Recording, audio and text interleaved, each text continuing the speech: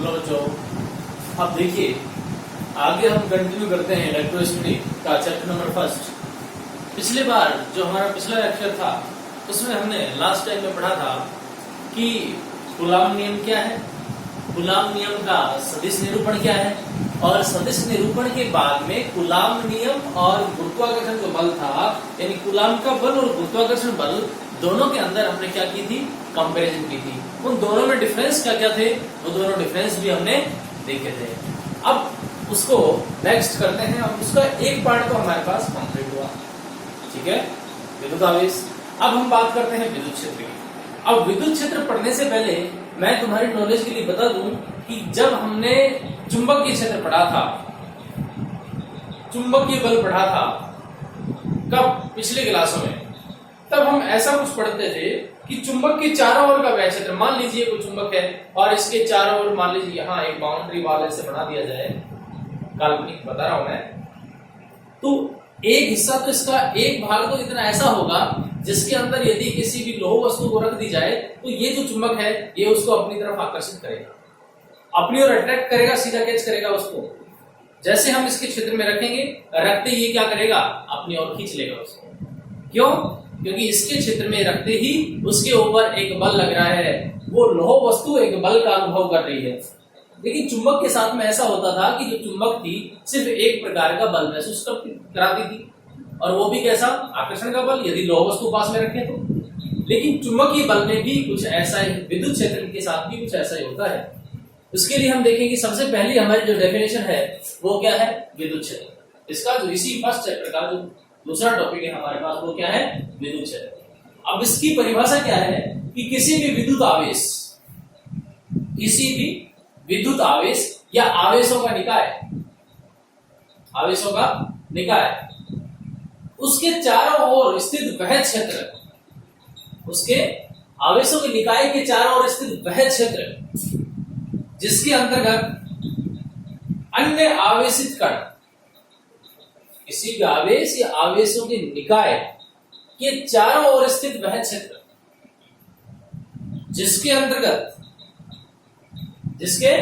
अंतर्गत कोई भी कण जो है, कोई भी आवेशित जो कण है वो अपनी प्रकृति के अनुसार या तो आकर्षण बल को महसूस करेगा या उसके ऊपर प्रतिकर्षण बल होगा। इस प्रकार का जो क्षेत्र होता है वो क्या कहलाता है, विद्युत क्षेत्र। किसी विद्युत आवेश अथवा विद्युत आवेशों के निकाय के चारों ओर विस्तृत वह क्षेत्र जिसके अंतर्गत अन्य आवेशित कण, जिसके अंतर्गत अन्य आवेशित कण अपनी प्रकृति के अनुसार बल का अनुभव करता है। अब हमने यहां लिखा कि अपनी प्रकृति के अनुसार आकर्षण या प्रतिकर्षण बल का अनुभव करता है, आकर्षण का या फिर प्रतिकर्षण का, आकर्षण और प्रतिकर्षण बल का अनुभव करता है, that we call electric field। हम उसे क्या कहते हैं, विद्युत क्षेत्र कहते हैं। अब बात तो वही है, हालांकि हमें ऐसा पता है कि प्रकृति के अनुसार तो जरूरी नहीं कि हर बार हमारे पास एक धनावेशित कण हो, ठीक है, जिसके आसपास रखा है वो पहले से जो आवेश है वो भी वैसा ही हो। इसलिए हमने कहा कि प्रकृति के अनुसार, चाहे ऋणावेश है या धनावेश है, अपनी प्रकृति के अनुसार वो जिस प्रकार के बल का अनुभव करता है वो क्या कहलाता है, विद्युत क्षेत्र कहलाता है। और विद्युत क्षेत्र जो है उसके बारे में सबसे पहले उसकी अवधारणा किसने प्रस्तुत की थी, उसकी अवधारणा या उसके बारे में सबसे पहले किसने बताया था, फैराडे। किसने बताया था, फैराडे ने। अब अदिश सदिश की बात करें तो विद्युत क्षेत्र जो है एक कैसी राशि है, एक सदिश राशि है। विद्युत क्षेत्र एक कैसी राशि है, सदिश राशि है, याद रखें। इसकी अवधारणा सबसे पहले किसने दी, फैराडे ने। तो फैराडे नाम वैज्ञानिक था, उसने सबसे पहले विद्युत क्षेत्र के बारे में बताया। चलो अब आगे बात करें तो आगे हमारे पास जो सेकंड पोर्शन है, जो हमारे पास सेकंड डेफिनेशन जो है वो क्या है, परीक्षण आवेश। परीक्षण आवेश क्या है, सबसे पहले मैं आपको बता दूं, जब भी परीक्षण आवेश के बारे में आप पढ़ें कि परीक्षण आवेश होता क्या है, ठीक है।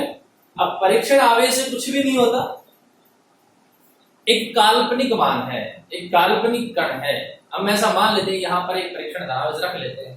क्यों काल्पनिक, इसको क्यों कहा, वास्तविक तो है नहीं, काल्पनिक क्यों कहा? क्योंकि इतना माइनर कण है, ये इतना छोटा कण होता है कि इसका ना तो अपना कोई विद्युत क्षेत्र होता है, इसका परीक्षण धनावेश का, इसका ना तो अपना कोई विद्युत क्षेत्र होता है, और यदि ये किसी भी विद्युत क्षेत्र के अंदर रख दिया जाए तो दूसरे कण की प्रकृति पर इसका कोई प्रभाव नहीं पड़ता है। मतलब जो दूसरा कण है उसकी प्रकृति के साथ छेड़छाड़ नहीं करेगा। जिसको किसी के पास भी ले जाके रख दिया जाए तो उसकी जो प्रवृत्ति है, उसका जो इलेक्ट्रिक फील्ड है वो जैसा पहले था, इसका रखने के बाद भी वैसा ही होगा। इसलिए हमें परीक्षण धनावेश काल्पनिक है, वास्तविक नहीं। परीक्षण धनावेश एक अत्यंत अल्प धन बिंदु आवेश होता है, अत्यंत अल्प धन बिंदु आवेश होता है, बहुत ही छोटा, चेक करने के लिए रखा जाता है। इसका अपना कोई विद्युत क्षेत्र नहीं होता, कल्पित आवेश है, काल्पनिक आवेश है, वास्तविक आवेश नहीं है। अब अगर नेक्स्ट की बात करें तो विद्युत क्षेत्र की तीव्रता, इसकी तीव्रता, विद्युत क्षेत्र की तीव्रता। अब आप विद्युत क्षेत्र की तीव्रता देखें कि विद्युत क्षेत्र में किसी बिंदु पर, विद्युत क्षेत्र में किसी भी बिंदु पर विद्युत क्षेत्र की तीव्रता अगर चेक करनी है, विद्युत क्षेत्र में किसी बिंदु पर विद्युत क्षेत्र की तीव्रता यदि हमें चेक करनी है तो क्या करेंगे, वहां पर जो रखा हुआ परीक्षण धनावेश है, उसके अंदर रखा हुआ जो परीक्षण धनावेश है उस पर लगने वाला जो बल है वो किसके बराबर होगा, विद्युत क्षेत्र की तीव्रता के बराबर होता है। या उस पर जो लगने वाला बल है, उसके द्वारा महसूस किया गया जो बल है वही क्या कहलाता है, विद्युत क्षेत्र की तीव्रता कहलाती है। और इस बल की दिशा ये विद्युत क्षेत्र की दिशा होती है, और इसको किससे लिखते हैं, कैपिटल ई से लिखा जाता है। किसको, विद्युत क्षेत्र की तीव्रता। अगर मान लीजिए हमारे पास कोई ऐसा एक इलेक्ट्रिक फील्ड है और इसके अंदर हमने मान लीजिए कोई भी परीक्षण धनावेश यहाँ पर रखा है Q नॉट, ठीक है, तो अब विद्युत क्षेत्र के अंदर ये हमने रख दिया, इसको Q नॉट को हमने रख दिया, तो इस परीक्षण धनावेश के ऊपर जितना बल लगता है, इसके ऊपर मान लीजिए F बल लगा, तो यहाँ पर लगने वाला बल जो F है वही क्या कहलाएगा, विद्युत क्षेत्र की तीव्रता। और इसको किसे लिखेंगे, F, इसे लिखेंगे F, लगने वाला बल, सॉरी इसको लिखेंगे E से, विद्युत क्षेत्र की तीव्रता E से। E बराबर क्या होगा, E बराबर क्या होगा, इसको लिखा जाएगा E से, विद्युत क्षेत्र की तीव्रता। अब यहाँ पर हमने कहा कि Q नोट, लगने वाला बल क्या है, F।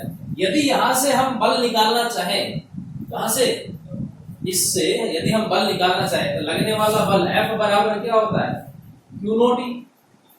F बराबर क्या होगा, Q नोट E।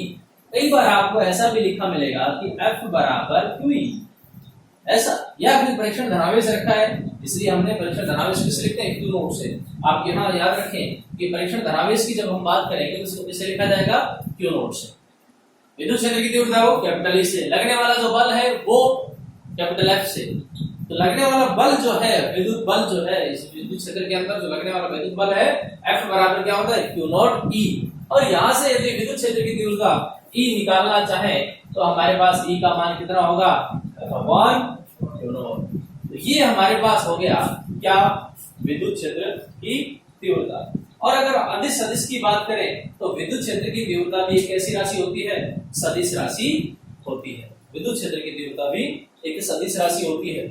अब यदि इसका मात्रक देखें, इसकी विमा देखें, तो विद्युत क्षेत्र की जो तीव्रता है उसका मात्रक न्यूटन पर कूलम होता है।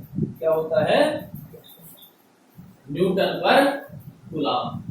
किसकी बात कर रहा हूं मैं, विद्युत क्षेत्र की तीव्रता की। इसके ऊपर लगने वाला यदि बल की बात करें, यदि विद्युत क्षेत्र E में क्या लिखेंगे, किसी विद्युत क्षेत्र कैपिटल E में परीक्षण धनावेश Q नॉट, परीक्षण धनावेश Q नॉट रखने पर उस पर लगने वाला वैद्युत बल, उस पर लगने वाला बल F बराबर कितना होगा, क्यू नॉट ई।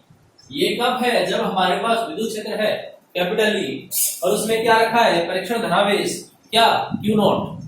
तो उस पर लगने वाला जो बल है वो कितना होगा, F बराबर क्यू नॉट ई। और यहां से विद्युत क्षेत्र की तीव्रता के लिए लिखें तो E बराबर कितना हो जाएगा, F अपॉन क्यू नॉट।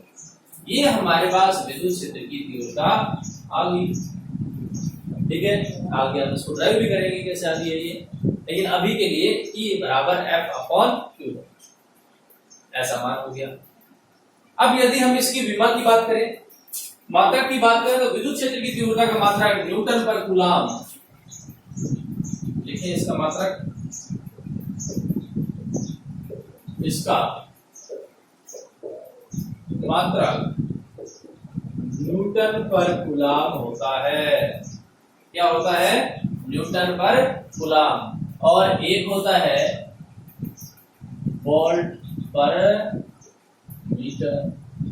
मान लो ये दोनों मात्रक हैं इसके, न्यूटन पर कूलाम और वोल्ट पर मीटर, ये इसके मात्रक होते हैं। अगर इसकी विमीय सूत्र की बात करें तो विमीय सूत्र हमारे पास देखिए कहां से मिलेगा हमें विमीय सूत्र, विमीय सूत्र तो यहीं से मिलेगा, किसका, विद्युत क्षेत्र की तीव्रता का। और विद्युत क्षेत्र की तीव्रता का जो विमीय सूत्र मिलेगा वो क्या मिलेगा, अब आप देखिए E बराबर हमारे पास फॉर्मूला है F अपॉन क्यू नोट। ये देखिए क्यू नोट क्या है, ये क्यू नोट वास्तव में है क्या, एक आवेश तो है, क्या है, आवेश। अब हमें पता है कि आवेश का जो विमा थी, आवेश का मात्रक और उसकी विमा हम पहले पढ़ चुके हैं। पिछले लेक्चर में आप 2-3 लेक्चर पीछे जाएंगे, 2-3 वीडियो पीछे जाएंगे, तो हमने जब स्टार्ट किया था इसको, उसके एक या दूसरे वीडियो में हमारे पास क्या आया था, लगभग दूसरे वीडियो में हमारे पास क्या आया था, इसका विमा आई थी। और आवेश की जो विमा थी वो क्या आई थी, AT, मतलब A1 और T1 ऐसा आया था। अब यहां से बात करें E बराबर F upon Q note. F क्या है, F है हमारे पास बल, E क्या है, विद्युत क्षेत्र की तीव्रता, F क्या है, बल। अब बल की विमा कितनी होगी, बल की विमा हमारे पास होगी M1 L1 T माइनस 2। कितनी होगी, M1 L1 T minus 2। Clear. अब M1 L1 T माइनस 2 ये किसके लिए लिखा, बल के लिए। मैं देखो F का न्यूटन और बल कूलाम, इसका वोल्ट पर मीटर, ये इसका दूसरा मात्रक है। अब यहां से इसकी बात करूं तो ये हमारे पास क्या हो जाएगा, A1 और T1, A1 और T1। अब आप यहां से इसकी विमा निकाल सकते हैं। इसकी विमा निकालने के लिए क्या करना पड़ेगा, जो ऊपर है वो तो है ही, और नीचे वालों को भी क्या करना पड़ेगा, ऊपर ले जाना पड़ेगा। तो हमारे पास क्या बचा, M1 L1 T minus 3 A minus 1। M1 L1 T minus 3 minus 2 minus 1 minus 3 और A माइनस 1। अब ये तो कोई जरूरी नहीं कि हम इसको ऐसा लिखें, तो आप इसको ऐसा भी तो लिख सकते हैं, या फिर कहीं किसी बुक में आपको ऐसा भी लिखा मिल जाएगा ML T minus 3 A minus 1, ऐसा भी मिल सकता है ML T minus 3 A minus 1। ये हमारे पास हो गया क्या, विद्युत क्षेत्र की तीव्रता और उसकी विमा। तो आप इसको याद कीजिए, पढ़ते रहिए। नेक्स्ट टॉपिक अगले लेक्चर में, अगले वीडियो में बात करेंगे। तब तक के लिए गुड बाय, थैंक यू।